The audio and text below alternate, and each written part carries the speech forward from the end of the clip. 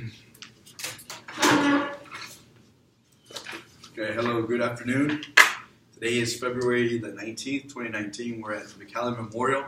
This is our biology PLC.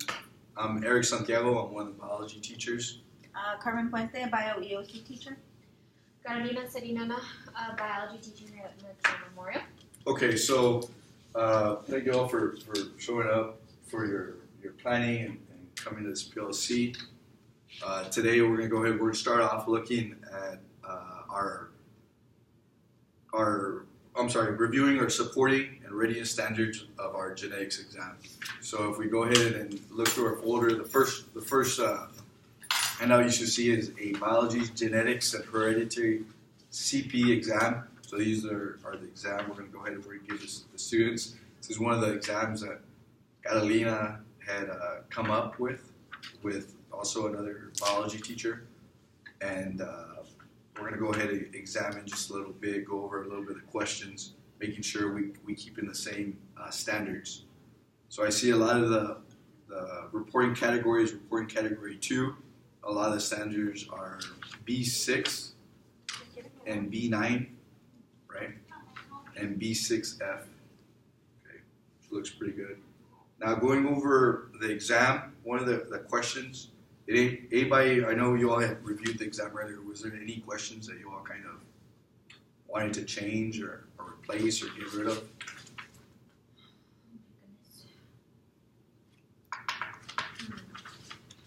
Well, actually, I had questioned number 4 and number 5. If you notice, they're right after each other. It's basically the same question. One right after each other. And I think maybe with this one, we could give them a diagram or something. Okay. But sometimes they give them the diagram, not the actual question. Mm-hmm. What do you all think? I think you're right. I think we need to go ahead and move. First of all, like at least move 4 and 5 away from each other. I mean, we can do that, and then we can go ahead and put a diagram for one of these questions, right? Like question number what?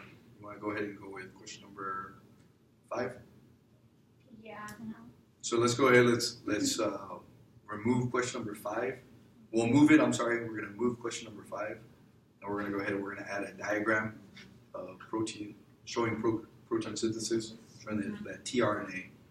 Would that actually add a process skill to Yes, it? and that's have to interpret? Yes, this is good because I like that it's going to have the readiness standard, and then we'll go ahead and we'll add processing skill by adding that diagram.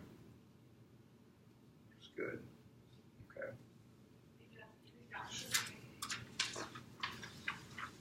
Now this is a 15 question test. It's good. Okay, good. 11, 12. I know question 15, the students are a little bit still uncertain on how is it that they get those combinations. Mm-hmm. And a lot of them are going to be thrown off with the word independent assortment. So I don't know if we might want to replace that with something else, or just completely eliminate that question, because to us we know that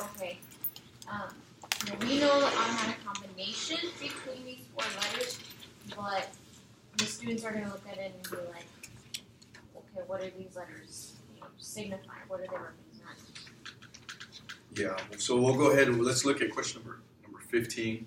Might go ahead and just replace that one. Go ahead and take that note. We're looking at the CP.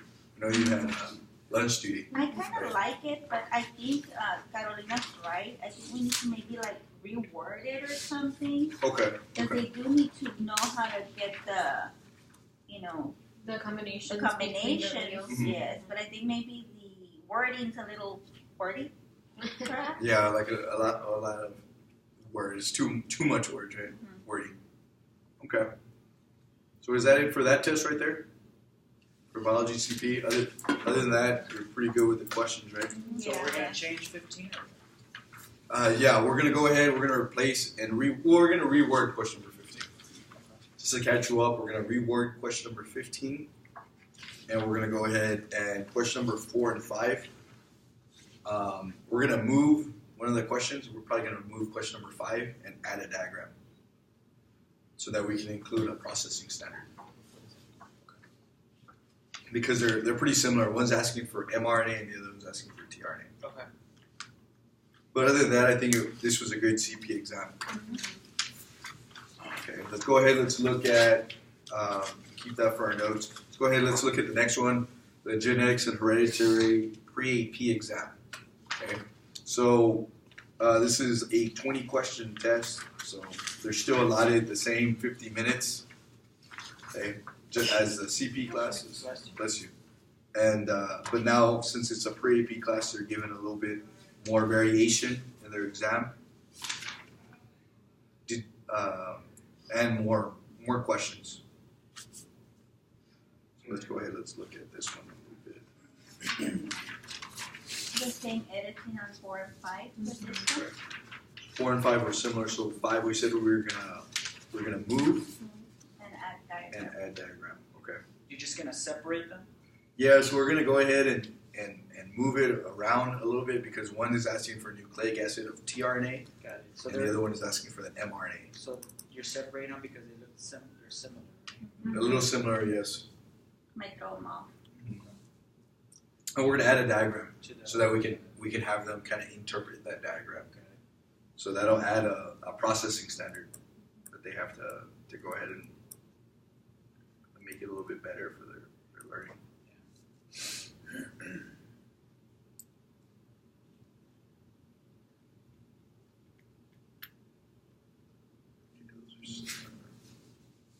How about 9? Would 9 benefit from a diagram as well? We can add. We had a similar question, right, that we had given about the sexes. because this one has to deal about homeostasis. Yes. Mhm. So that one, this could sort of show like how the body maintains balance, and it usually includes the diagram for homeostasis. And when there's a specific diagram on how your body is able to balance, insulin and all that. Okay, so let's go ahead. Let's add a diagram for number 8. Actually, let's use. I mean, we can't use the same question, but if we're talking about homeostasis, let's go ahead. A lot of times they need to go ahead and look at a graph for homeostasis and tell insulin levels or how it was talking about the sex of the turtles, and they'll do it with heat. So let's go ahead. Let's change this question with one for a diagram for homeostasis because that's very common that we see on the EOC for these type of questions right there. Is what number? they add a processing Number 9. standard. Because it mainly has to deal with that insulin gene being expressed, being turned on or off, depending as to how much insulin is running through, and so. And you're saying that a diagram that's representing what else? So in this case, showing when there's a certain amount of insulin in the blood or in the body, possibly showing a diagram of at a certain time. Yeah. It might help them, and it'll add up the processing skill. You also. mean like a X and Y graph? Yeah, or an what? X and Y. The higher blood glucose, the higher levels of insulin. Yeah. Okay, I think it's a good thing to add this question, especially for the pre-APs, because a lot of our pre-APs tell us that they want to be medical doctors, Yeah. and this is a good topic area. These type of questions. And it's also good practice for the AP biology if they're going to take it. Oh, exactly. That's something we're gonna have to push coming up. Is push them towards those AP chemistry classes and those AP biology to keep our participation up high. Okay, so let's go ahead. I think 17 is a good question. I like that it's gonna make inference. It also has the processing standard. Those are the type of genetics questions, Carolina, that I like that you put on here. Like you put question 11, 12, 17, 18, and 16. And this I is- think those are excellent. Yeah, this is how they tested it on it in the exam. Exactly. That's those. I've looked at a lot of EOC tests, race tests for the past couple of years, and sample questions. And whenever they ask anything on Mendelian and non-Mendelian genetics, they always have them make inference and try and understand the question. Yeah. And I like how Ms. Puente always says it's something I've learned from Puente is how she says that, first they need to be good at their reading. It's a lot of reading for the test. Oh yeah. And I've started to pick that up and really notice that. So the students, the stronger readers will understand a lot better. question 18 is a codominance question. I like that one as well. It's good. Okay. Overall, I think. The same edit, right? We're saying about question number 20. We're gonna go ahead and reword it. I feel like this diagram is a bit confusing. Yeah. But I think it's because of the color. You know what I mean? Do you think because it's in black and white that it's gonna affect it? It's because I feel like they don't associate the genotype like this to the chromosome like this. I mean, that's the way it is. Yeah. But we usually just give them the genotype letters. Mm-hmm. So on this one, do you think perhaps, Santiago, if we gave them more practice using these kind of diagrams during class time, maybe as a bell ringer I think or something? so. Let's go ahead. Let's do that. Let's implement this diagram a little bit more. Let's implement it as like you said, Puente. Let's go ahead and implement it as bell ringer, and we'll go over those questions. We'll spend the first 5 minutes giving this question, and then we'll go over it. First 5 minutes of class going over the spell ringer, Yeah, so the kids can get used to that type of diagram. Yeah. And then we can reinforce it and give them immediate feedback on whether they're right or wrong, and they'll get more comfortable with it. Exactly. Because it's a strong inference. Because they should know that that's where it comes from. But yeah. Okay. So we'll go ahead. And I know Carlina has a copy of the exam, so you can go ahead and take those little notes and edit it. And so we'll go ahead and give this exam next. We said next Thursday, right? Mm-hmm. Okay, perfect. That looks pretty good. So we've gone over both exams. Next on our agenda is to go ahead review the Lead Forward Quick Start Biology Guide. So one of the things that I was talking to Miss Leal about that we found and she wanted to go over. She wanted us to go over during this PLC was our Lead Forward resources. Okay, she wanted us to go ahead and look at the topics. I went ahead. I printed out a copy for each one of you all. It's based on our reporting categories. First page I went ahead and put up there was the mechanism of genetics. So these are just kind of like a little guide for us to look at. You can put it there by your desk so you can look at it. And before we start any unit, we can go ahead and use it as just kind of things to learn about this unit. Like some of the most, it's got the standards there at the top left, the readiness standards. So it's saying like B6A, B6E, and B6F. So some of the top standards in this reporting category was to go ahead and illustrate changes in DNA, predict possible outcomes of various genetic combinations in monohybrid, dihybrid, and non-Mendelian genetics, and identify components of DNA. And to go ahead and identify how information for specifying the traits of an organism is carried in the DNA. One of the things that I really like about these quick start guides is that it gives you misconceptions there on the right, learning from mistakes. And like, for example, the possible outcomes, the B6F standard, it says some of the students may struggle with the construction of a monohybrid and dihybrid cross. So, and that's why we took several days to go ahead and practice these with the students, because they need to be able to construct these. You have to be able to understand what is it that the question is asking us, what is the ratio that they want from us. Yeah, and we're lucky here at McAllen ISD because I know talking to some of the middle school science teachers, they spend the last month going over Punnett squares, but they barely scratch the surface. They introduce it, the square, and the students come in with a little bit of prior knowledge saying the square, but they don't know the term sometimes. They don't remember it. Another thing that I found that a lot of these students struggle with in the past couple of days was determine the percents and ratio for traits. And just doing percentages and ratios, students have difficulty with that area. Oh, yeah. So a lot of times they struggle in math, and that's carrying on over here to this unit where we see it in mechanisms genetics. And then it says to struggle to determine the genotype that generated physical traits when presented with the phenotype of offspring. So I think this unit is it has a lot of vocabulary that they're being introduced. The genotype, Like they might see something physical in the phenotype, right? They see the outward appearance, but the genotype, they don't really understand that. They don't connect it to like the letters, or they don't connect it like we do. Exactly, and I think sometimes they think, oh, just because I have my dad's nose, that's it. I don't have anything from my mom. I don't have her type of nose, or maybe I have my dad's hair color, but I don't have my mom's hair color. Like it's not in my genes. I only have my mom's. So they don't really put that relationship together of the genotype.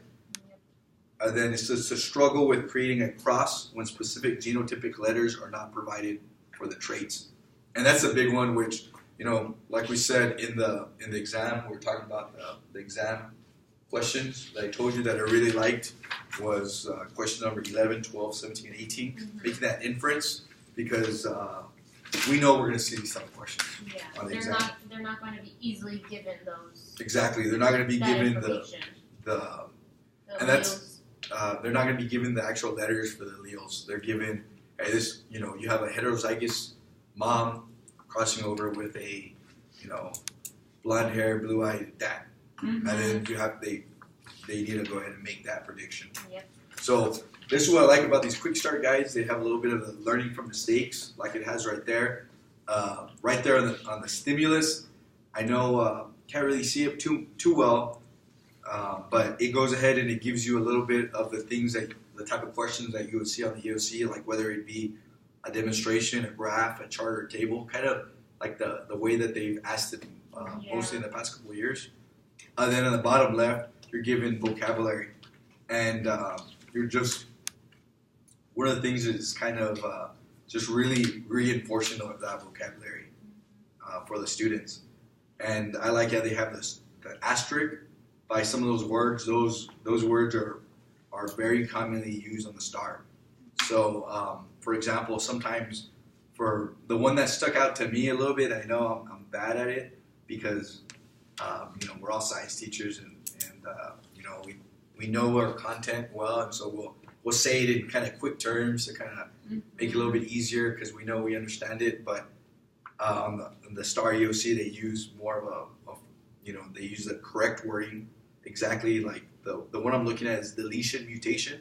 And I know sometimes when I'm talking about chromosomal mutations, I just say, oh, it's a deletion, deletion or just inversion. I kind of keep it right there, but I need to get used to the habit of deletion mutation, putting them together at all times. So one of the things that you can do with your students is just go ahead and look at those terms. This is before you start a unit, go ahead, a category in that unit, go ahead and look at this paper. I hope it helps out with some of your planning. It just gives you a common, the part I like the most, it gives you the misconceptions and it gives you the vocabulary for you to go ahead and really use those words with your students. And that box here in the corner that says interesting items, what is that referring to? Like, why are these mentioned? Because I see, like, it gives you the teaks, so the B6A, B6E, and 6F. But, like, what are all of these? Okay, so those are, if you look at the dates, it's talking about the biology EOC release test. Oh. So those are type of questions for the biology EOC release test. So we can go ahead, every year we know that after students take the test, the next year they go ahead and they release that test out into the public online off their website. And what you can do is you can go ahead and get that release test, that EOC test, and you can go ahead and use those questions with your students. You can practice, and our district and most other districts for their spring benchmark, they use those release tests as their benchmark. So you don't want to really use last year's exam because we know the TEKS change almost every year. And I know you did curriculum writing, so you're familiar with the changes this past summer. But you can go ahead and you can look at those years of their exam. You can look at the question, and those are past years, so you can go ahead and use that in your classes. I use those as kind of like bell ringers. I like to get the kids, practicing EOC type questions, EOC level questions. Getting them familiar with the vocabulary and how they're going to be asking those questions. Exactly. So right there, I gave you mechanism of genetics as the first one. We have evolutionary theory, levels of biological system, and organism behavior. So I gave you the categories. I'm actually missing one. So I'll go ahead and I'll get a copy of that one pretty soon for you all. So that's something you can just keep inside your desk, keep it close by, and whenever you start a unit, we should actually take this to our planning days that we have tomorrow and use that for the next unit. Because after we're in genetics, what are we covering next? Evolution. Evolution, right. And that one's also very vocabulary heavy. You're right. It's a lot. And there's a lot of stuff they haven't seen before. Exactly, that's an area they haven't. And actually, Catherine and I were discussing yesterday about possibly doing like another vocab test, but for evolution, kind of like how we, just to kind of get them associated with those words and how we're going to use them, how we're applying them to that. So we turn the page, actually, we can go ahead. That's going to be our quick start guide for evolutionary theory. So we have 2 readiness standards, and we have some misconceptions right there. On the bottom left, you see there's quite a bit of vocabulary words, and you're right, there's a lot of words that they've never had any prior knowledge into evolutionary theory. And then we always have a lot of students who are kind of questioning evolution. They try and make sure that we don't get off topic on evolution. Yeah. Because you always, especially with our pre-EP students, They get philosophical. yeah, they start getting a little bit more. They try deterring us from the track of where we want to go. They start trying to question, especially with our classes of 30 students. They always try and take you off topic and try and question a little bit. We usually try to start a debate, especially within the class, because there's a lot going on with evolution. So with my students, I know what I tell them the first day right when we start evolution is, hey, this is our TEKS, this is our standards for biology. If you have questions about it, we can talk about it later outside of class, afterwards, or after school, But keep your comments of evolution and things like that to yourself for the moment, so we can get over. Because we have to cover those TEKS. I said either way, you're gonna be questioned on that section, that area. Any other questions about that quick start guide? Any opinions? You all like it? Yeah, it's pretty helpful. Maybe we should make a little flip chart for us with all of them in there, Okay. for the That would be good. department. You know what? Let me talk to Liel. I know this is in black and white, but this actually has a lot of color to it. Yeah. And Okay. also, too, this is kind of like a shortened version of our instructional focus documents, our IFDs, because Exactly. they give you the vocab, they give you the misconceptions, and they also give us that extra resource of looking at those past tests. And I like those IFDs, and I like the Teach Resource System where it talks about those misconceptions. Now, I know, during our busy time, after tutorial, after a full day of teaching tutorial, and then trying to plan, like look at those IFDs and picking them up, it's a lot to look at. I like these quick start just to have it so we can just go ahead and, this is a good little reference real quick. Because during the year it's becoming chaotic and our tutoring is coming up. Let's go ahead.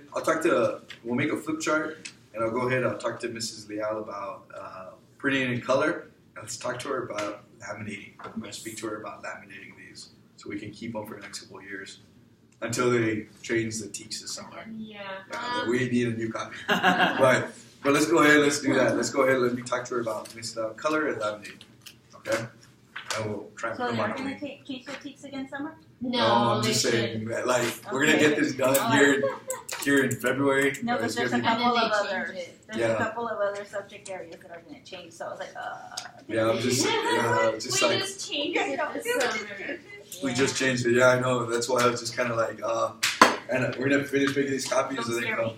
and then come summer, August, we're gonna go ahead. Oh, we're going to take out a lot more. Yeah, exactly. We'll have to change everything over again. Okay, let's go ahead. Let's look at our academic vocabulary real quick. Should be there right there. Now what I found was it's a. Sorry, just making sure. This thing kind of scares me when it goes off. Yeah. Okay, so let's go ahead. Let's look at our academic vocabulary. This is another Leap Forward resource for you all that I found off their website. It contains, it goes a little more depth into the vocabulary. So we start off with cell structure, organism. Let's go ahead. Let's go to. Let's go ahead. Let's look at mechanisms of genetics. which is the second page, and flipped over. So it's just a mechanisms of genetics. So in those little quick start guides, they go ahead and they give you a little brief of some of the terms, but this is something else that we could have. It goes into a little bit. What I like about it, it puts a standard at the very top, and then they go ahead and they have a subcluster. It says right there, components of DNA. So everything that's relating to what's making up DNA is found right there with the standard. And then it says right there, new to grade level. And so these are terms that the students have never seen before, obviously. So these are words that, I know sometimes we get, we're science teachers, this is our major, and our minors, biology and chemistry minors and majors. And so sometimes we take for granted them knowing what double helix is or genetic code. And so right there it shows terms that they've never seen before so that we know to kind of reinforce those a little bit more. Look at the amount there is. Yeah, exactly. At grade level. Exactly. There's a lot of new terms that they learn. How complex they are. Mm-hmm. And this is something that I know when people ask me, how do you teach biology to the ELLs? And to me, it's whenever you teach any sort of science course, you teach it kind of like a new language to everybody. There's so many new terms that the students have never seen before, whether they be ELL or pre-AP. But you kind of have to teach a vocabulary like you got to teach a subject like it's a new class, a new language, because to these students it really is. It's pretty much a new language. Just learning about terms and learning about the chemistry that's involved, and so that's how. And you use a lot of visuals with these students. I use a lot of pictures and visuals, and I think that's where we benefit as a subject when we speak to ELLs. Is that we're speaking to pre-AP students for the first time with a lot of these new terms, and they're not familiar with these terms. Then over there on the far right, it has previously introduced, so things that they've seen before in other grade levels: chromosome, DNA, genetic material, inherited protein, and trait. So we see about 6 previously introduced traits. Previously introduced vocabulary words, and new to grade level we have 3, 6, 7, 10, 13. So you can go ahead and go through those other previously introduced a little bit quicker, but those new ones, go ahead and make sure we emphasize them and put a lot of emphasis on those words. And then right there, same thing, some of those words have asterisks next to them. So what that does, it goes ahead and says those are the terms that are generally used on the STAR EOC test, yes. Okay, so on top of that, to continue, I've given you all the academic vocabulary. Now, I went ahead, I added kind of something, I don't know if you've seen it before, but it's in other lessons, but they introduced this to me when I was a teacher maybe 5 years ago. They went ahead and introduced this model. It's called the Kim chart. And so it's a strategy, and so what it stands for is K stands for the key idea, vocabulary word. I stands for information / definition. M is the memory clue. Okay, so I think this chart, we use it for all students. I use it in my classroom. So I gave you copies in case you wanted to do it. If we want to look at, let's go ahead and. Okay, I have not seen this before. I use a prayer model. The prayer model? Prayer. The Yeah. 4 boxes. The 4 boxes and the term in the middle. Okay. So Okay. that's. There's, I think, somewhat of a version like this, but given as like a S3 strategies that they usually emphasize on those for like our ELL students. But yeah, I definitely see this one. This one's just, I think, a little bit shorter. Yeah, and you can go ahead and make copies. I got 2 different worksheets for the Kim strategy. So whichever one you want to use a little bit more, I think this is a good one to use right here, or maybe an area where there's not that many definition words, and you want to introduce it. Like for the first time, the Kim strategy, I think this one's good because it's showing you, it's showing them an example already, and then it has a backside. And then once you implement it, for 2 weeks, you've already used it for 2 units. I mean, the students already know. And then you can go ahead and you can use this other worksheet. So now they see Kim up here, and then it has more boxes, and then we can double print it on the other side. So they can use this one for more terms. So this will give you like 16 boxes this one will give you like 9. So I would use this one first, and then go ahead and implement this one. Okay. Especially because this is a new strategy. Yeah. It's gonna be- And one of the things, real quick, on that Kim is that remember, there's no you have the keyword, the information, and the memory clue. The memory clue is what helps them learn. Okay, we might not always 100% agree, but if it helps them learn the definition and the keyword, then it'll help out. Like it's for the student to agree it Yeah. more. So, okay, Simpler for the ELs too. exactly. Okay, let's go ahead. Let's look at bullet number 3.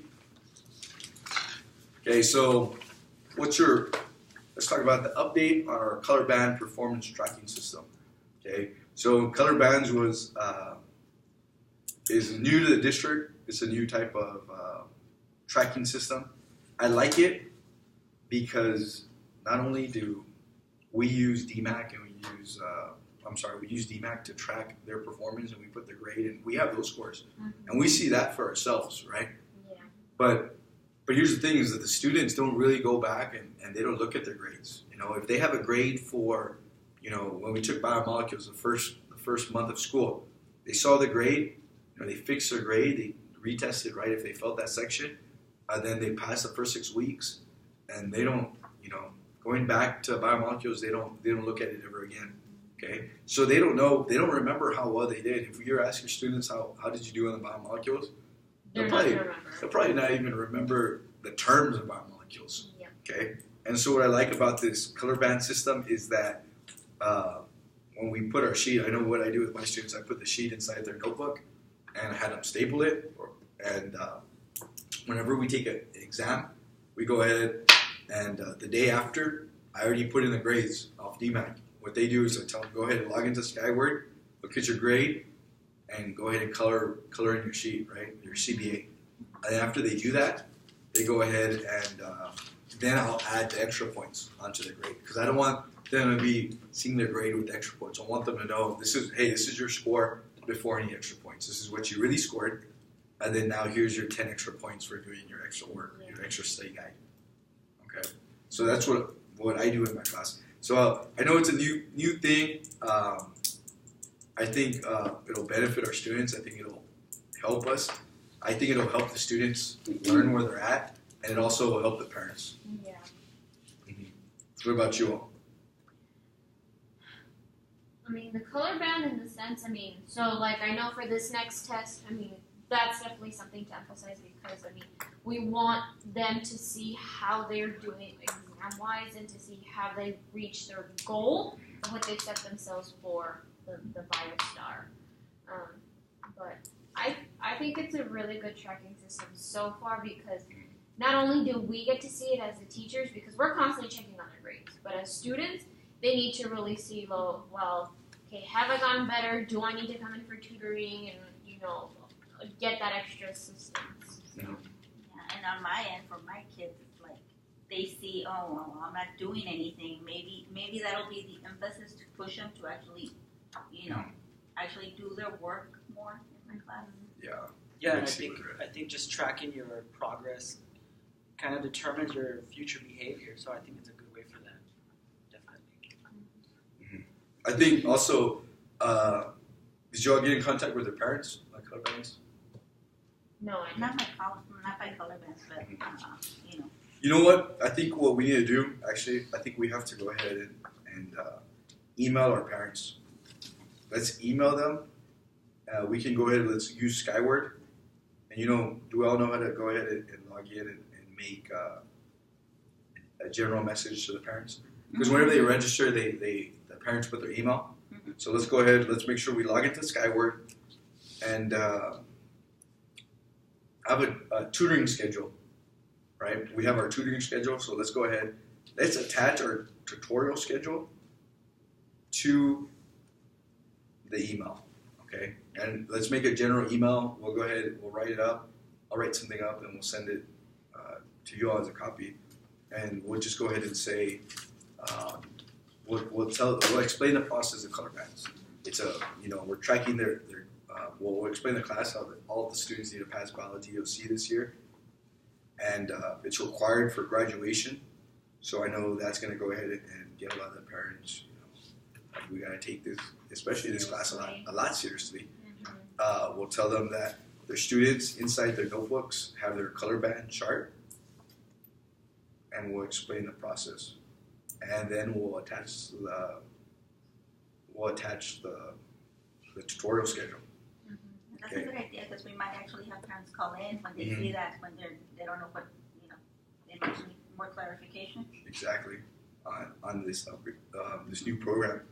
Now, one of the things that I want to ask you all is, what are ways that you think that we could have improved on this program this year?